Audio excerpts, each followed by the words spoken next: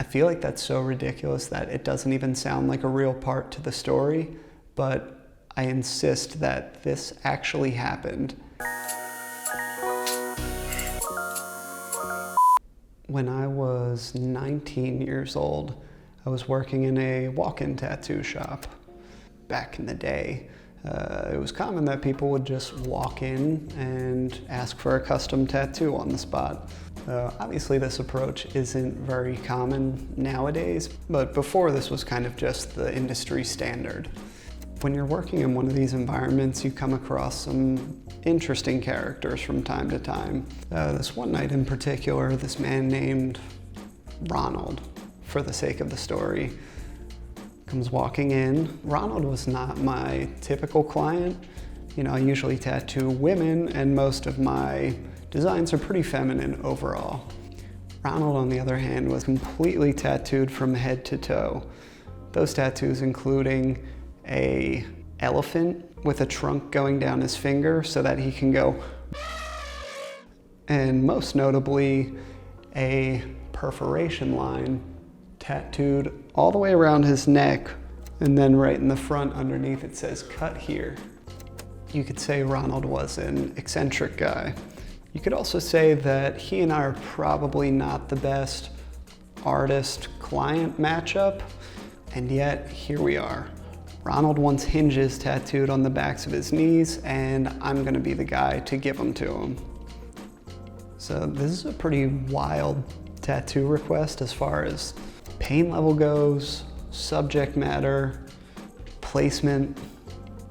But I guess on this particular night, I was feeling up for the challenge, so let's get into it. Working in a late night tattoo studio like this, sometimes you have to make a judgment call on a client's sobriety, or in some cases, lack thereof.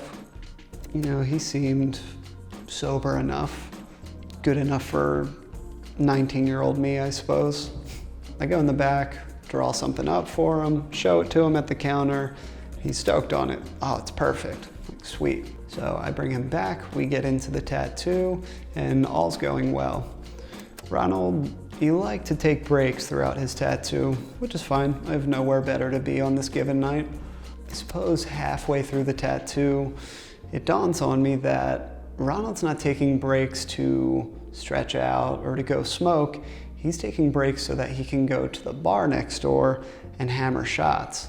Now we're getting towards the end of the tattoo, and Ronald is smashed. Ronald looks back at the tattoo and he's like, "Oh man, that looks great. Can you just sign your name next to it?" And as enticing as that was, morally, I didn't feel like this would be a great call. So I have to tell them, "Hey man, I'm sorry, but you know, you're drunk right now, so I can't knowingly put this on you when you're not of full sound mind to make that decision." He's like, "Oh, okay." I'm like, "But if you come back tomorrow when you're sober and you still want it, I got you covered." Now, he never did come back in for the signature tattoo, but we did hear from him one more time. A few weeks later, we get a call at the shop. Ronald wants to have their face tattooed with full clown makeup. I feel like that's so ridiculous that it doesn't even sound like a real part to the story, but I insist that this actually happened, and he was dead serious. I can't stress that enough. We of course said absolutely not to this tattoo, that it's just way too far, and this dude does not seem like he's of sound mind. After that, we never did hear from him again, but I hope Ronald's doing all right.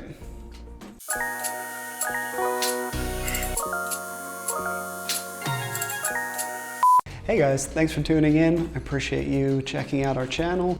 We're gonna be making weekly updates with interviews with a wide array of different tattoo artists telling some of their craziest client stories. So hit the subscribe button, and thanks for checking us out.